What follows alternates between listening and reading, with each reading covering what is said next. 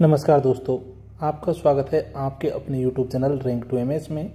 और मैं आपके लिए लेकर के आया हूँ बीआरएस से जुड़ी हुई कुछ खास अपडेट। क्या है बीआरएस, क्यों बीआरएस दिया गया, क्या उसके कुछ फ़ायदे भी हुए या नहीं हुए, या फिर बीआरएस के बाद में भी क्या दोबारा से बीआरएस आ सकता है।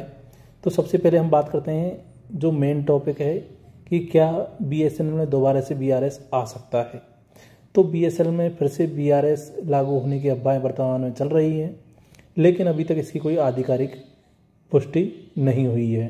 कर्मचारियों और यूनियनों के बीच इस बारे में चिंता बढ़ रही है, क्योंकि पहले बीआरएस के बाद में बीएसएनएल को कर्मचारियों की कमी और सेवा गुणवत्ता में गिरावट का सामना करना पड़ा था। हालांकि बीएसएनएल प्रबंधन और सरकार ने इस मुद्दे पर फिलहाल कोई स्पष्ट जानकारी नहीं दी है, जिससे इस अफवाह को और ज़्यादा बल मिल रहा है। यह संभव है कि सरकार बीएसएनएल के पुनर्गठन या निजीकरण के प्रयासों के तहत एक और बीआरएस योजना ला सकती है, लेकिन इसे लेकर सभी हितधारकों को सावधानीपूर्वक कदम उठाने की आवश्यकता है। हालांकि आपको बता दें कि बीआरएस जो कि स्वैच्छिक सेवानिवृत्ति योजना थी, सरकार ने 2019 में बीएसएनएल और एमटीएनएल के लिए लागू की थी। इसका मुख्य उद्देश्य कंपनी की वित्तीय स्थिति को सुधारना और इसे प्रतिस्पर्धी बनाना था। इसके तहत कर्मचारी को स्वेच्छा से रिटायरमेंट लेने का विकल्प दिया गया था, जिसके बदले में उन्हें कुछ पैकेज दिया गया। हालांकि कर्मचारियों की संख्या अधिक थी, वित्तीय बोझ भी ज़्यादा था और प्रतिस्पर्धा के क्षेत्र में बीएसएनएल मार्केट में पिछड़ रही थी। आपको बता दें कि बीएसएनएल के पास बहुत बड़ी संख्या में कर्मचारी थे। उनमें से कई ऐसे पद भी थे जिनकी अब आवश्यकता नहीं थी, क्योंकि खासकर कंपनी के डिजिटल और ऑटोमेशन के बाद में बीएसएनएल पर कर्मचारियों की सैलरी का बहुत ज़्यादा बोझ था। कुछ खर्च का बड़ा हिस्सा कर्मचारियों के वेतन और भत्तों पर जाता था, जिससे कंपनी के लिए लाभ कमाना मुश्किल हो गया था।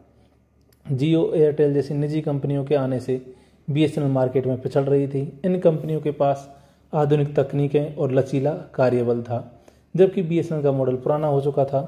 बीआरएस के बाद में बीएसएनएल पर वेतन का बोझ काफ़ी कम हो गया। लगभग 78,000 से अधिक कर्मचारियों ने बीआरएस योजना का लाभ उठाया, जिससे कंपनी की लागत में भी भारी कटौती हुई। हालांकि कम कर्मचारियों के साथ में कंपनी के पास अब संसाधनों का प्रबंधन करने का अधिक अवसर है। इससे कंपनी के संचालन को अधिक प्रभावी बनाया जा सकता है।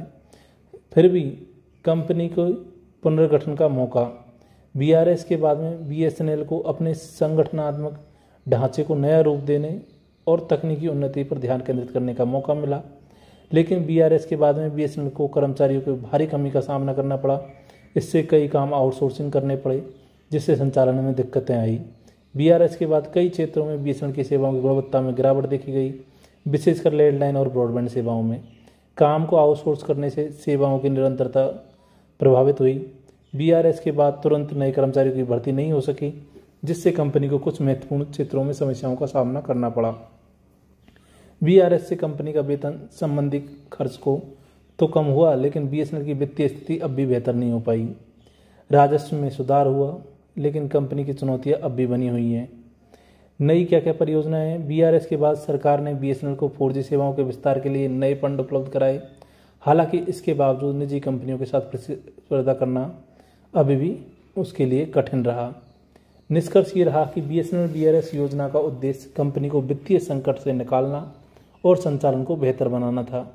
हालांकि इसमें कुछ हद तक तो सफलता मिली, लेकिन इसके बाद कई चुनौतियां भी आई। कर्मचारी की कमी, आउटसोर्सिंग के कारण सेवाओं में गिरावट और धीमी गति से तकनीकी उन्नति जैसी समस्याओं ने बीएसएनएल के पुनर्गठन में अवरोध उत्पन्न कर दिया, जिसकी वजह से अब बीएसएनएल में अगर दोबारा बीआरएस आता है तो उसकी संभावना हालांकि काफ़ी कम है, लेकिन अगर आता है तो ये कर्मचारी और यूनियनों के लिए चिंता का विषय है, क्योंकि पहले के जो बीआरएस के बाद में बीएसएनएल के कर्मचारियों की कमी और सेवा गुणवत्ता में गिरावट का सामना करना पड़ा था पिछले बीआरएस की वजह से। हालांकि बीएसएनएल प्रबंधन और सरकार ने इस मुद्दे पर अभी तक कोई भी स्पष्ट जानकारी नहीं दी है नए बीआरएस के तहत, जिससे इस अफवाह को बहुत ज़्यादा बल मिल रहा है। और ये माना जा रहा है कि क्या पता बीएसएनएल और सरकार के जो उच्च अधिकारी हैं उनको इस बारे में जानकारी हो, लेकिन उनके द्वारा अभी तक कोई भी इस पर स्पष्ट जवाब नहीं दिया गया है। तो ये तो थी बीएसएनएल से जुड़ी सभी लेटेस्ट अपडेट। मिलते हैं नेक्स्ट वीडियो में नेक्स्ट न्यूज़ के साथ में। धन्यवाद।